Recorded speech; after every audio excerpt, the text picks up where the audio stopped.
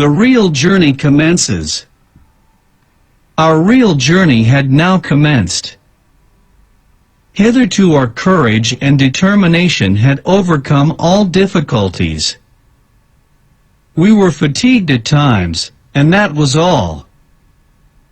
Now we were about to encounter unknown and fearful dangers. I had not as yet ventured to take a glimpse down the horrible abyss into which in a few minutes more I was about to plunge. The fatal moment had, however, at last arrived. I had still the option of refusing or accepting a share in this foolish and audacious enterprise. But I was ashamed to show more fear than the eiderduck hunter.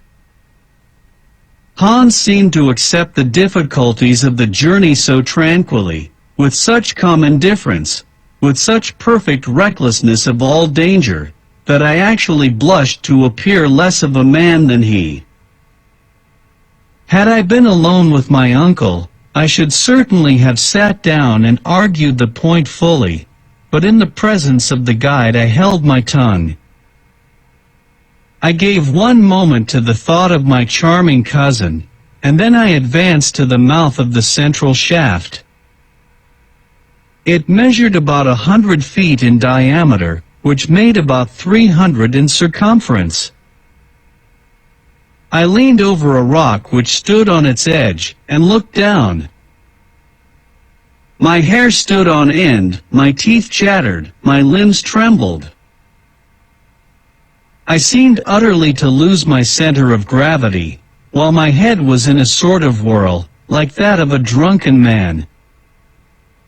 There is nothing more powerful than this attraction towards an abyss. I was about to fall headlong into the gaping well, when I was drawn back by a firm and powerful hand. It was that of Hans. I had not taken lessons enough at the Frelsers of Copenhagen in the art of looking down from lofty eminences without blinking. However, few as the minutes were during which I gazed down this tremendous, and even wondrous shaft, I had a sufficient glimpse of it to give me some idea of its physical conformation. Its sides, which were almost as perpendicular as those of a well, presented numerous projections which doubtless would assist our descent. It was a sort of wild and savage staircase, without banister or fence. A rope fastened above, near the surface, would certainly support our weight and enable us to reach the bottom, but how, when we had arrived at its utmost depth, were we to loosen it above? This was, I thought, a question of some importance.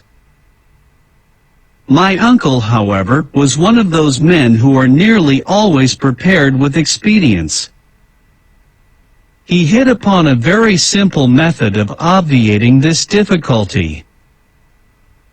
He unrolled a cord about as thick as my thumb, and at least 400 feet in length. He allowed about half of it to go down the pit and catch in a hitch over a great block of lava, which stood on the edge of the precipice. This done, he threw the second half after the first. Each of us could now descend by catching the two cords in one hand. When about 200 feet below, all the explorer had to do was to let go one end and pull away at the other, when the cord would come falling at his feet. In order to go down farther, all that was necessary was to continue the same operation. This was a very excellent proposition, and no doubt, a correct one. Going down appeared to me easy enough. It was the coming up again that now occupied my thoughts. "Now," said my uncle, as soon as he had completed this important preparation, "let us see about the baggage.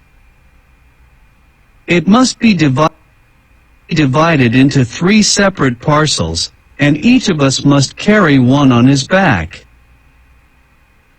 I allude to the more important and fragile articles.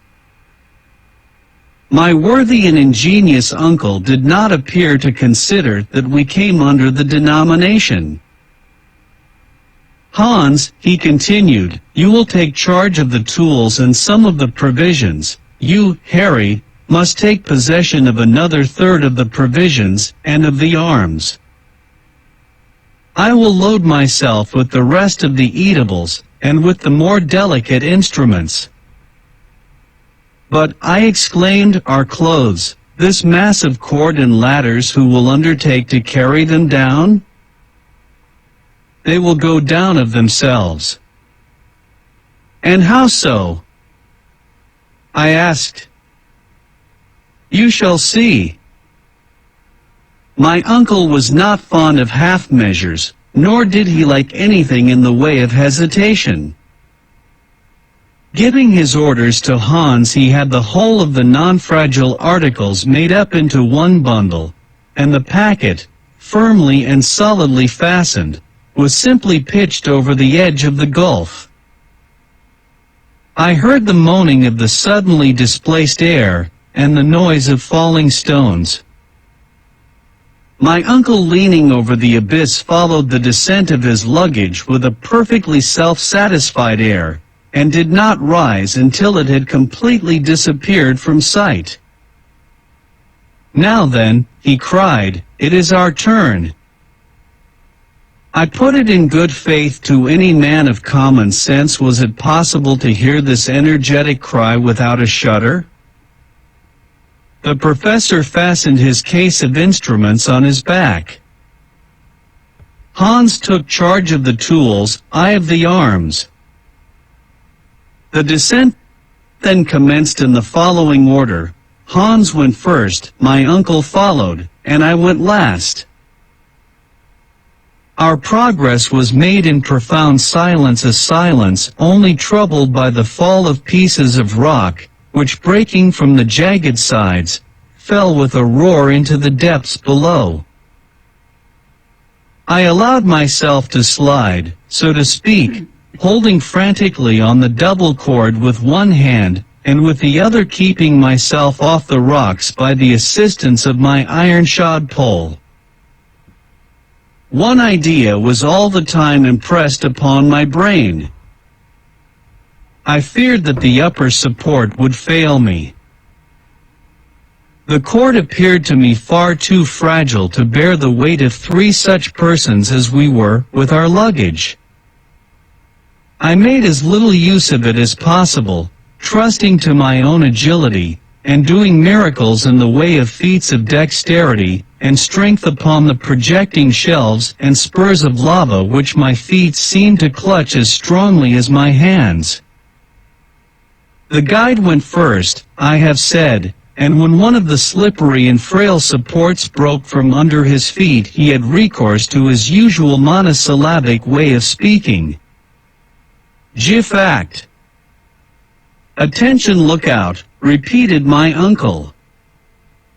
In about half an hour we reached a kind of small terrace formed by a fragment of rock projecting some distance from the sides of the shaft. Hans now began to haul upon the cord on one side only, the other going as quietly upward as the other came down.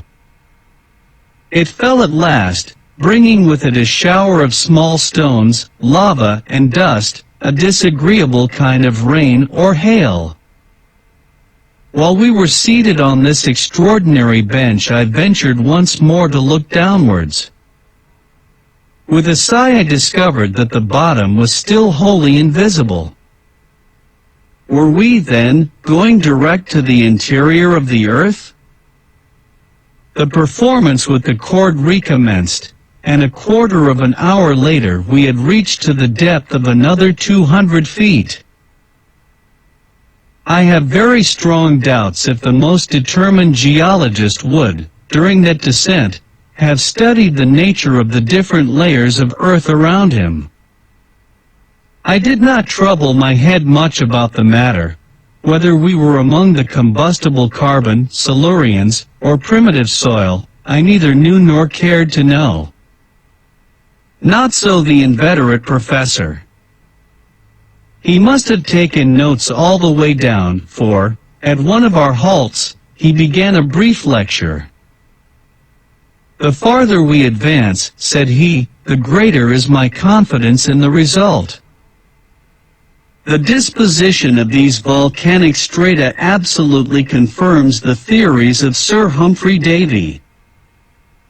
We are still within the region of the primordial soil, the soil in which took place the chemical operation of metals becoming inflamed by coming in contact with the air and water. I at once regret the old, and now forever exploded theory of a central fire. At all events, we shall soon know the truth." Such was the everlasting conclusion to which he came. I, however, was very far from being in humor to discuss the matter. I had something else to think of. My silence was taken for consent, and still we continued to go down.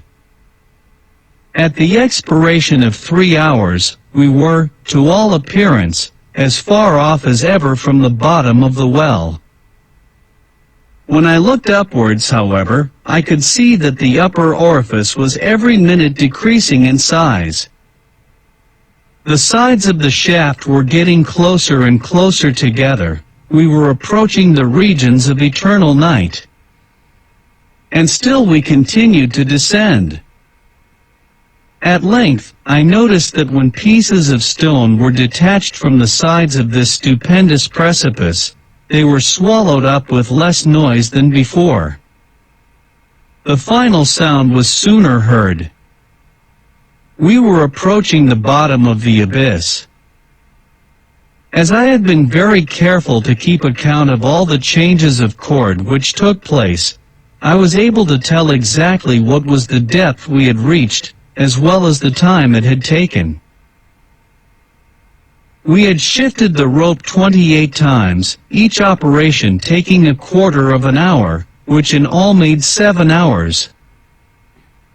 To this had to be added 28 pauses, in all 10 hours and a half. We started at 1, it was now, therefore, about 11 o'clock at night. It does not require great knowledge of arithmetic to know that 28 times 200 feet makes 5,600 feet in all, more than an English mile. While I was making this mental calculation, a voice broke the silence. It was the voice of Hans. "Halt!" he cried. I checked myself very suddenly, just at the moment when I was about to kick my uncle on the head. "We have reached the end of our journey," said the worthy professor in a satisfied tone. "What, the interior of the earth?" said I, slipping down to his side. "No, you stupid fellow. But we have reached the bottom of the well. And I suppose there is no farther progress to be made?" I hopefully exclaimed. "Oh, yes, I can dimly see a sort of tunnel, which turns off obliquely to the right. At all events, we must see about that tomorrow. Let us sup now, and seek slumber as best we may." I thought it time, but made no observations on that point. I was fairly launched on a desperate course, and all I had to do was to go forward hopefully and trustingly. It was not even now quite dark, the light filtering down in a most extraordinary manner. We opened the provision bag, ate a frugal supper, and each did his best to find a bed amid the pile of stones, dirt, and lava which had accumulated for ages at the bottom of the shaft. I happened to grope out the pile of ropes, ladders, and clothes which we had thrown down, and upon them I stretched myself. After such a day's labor, my rough bed seemed as soft as down. For a while I lay in a sort of pleasant trance. Presently, after lying quietly for some minutes, I opened my eyes and looked upwards. As I did so I made out a brilliant little dot at the extremity of this long, gigantic telescope. It was a star without scintillating rays. According to my calculation, it must be Beta in the constellation of the Little Bear. After this little bit of astronomical recreation, I dropped into a sound sleep.